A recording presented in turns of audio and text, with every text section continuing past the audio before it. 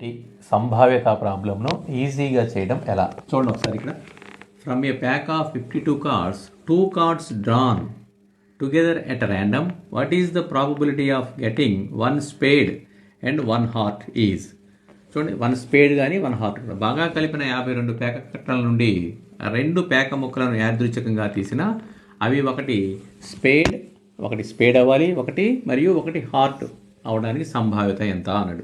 చూడండి ఇక్కడ మనకి number of S is equal to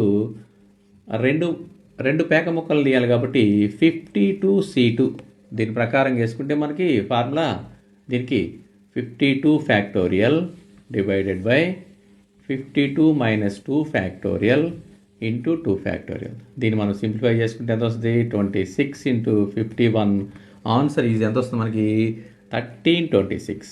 okay, అప్పుడు నెంబర్ ఆఫ్ ఈ కనుక్కో. నెంబర్ ఆఫ్ ఈ ఏమన్నాడు ఒకటేమో స్పేడ్ అవ్వాలి ఒకటేమో హార్ట్ అవ్వాలంటే చూడండి 13C1 into 13C1. So answer దీనికి ఎలా వస్తుంది 13 ఇంటూ 13 వస్తుంది. Number of E is equal to 13 into 30.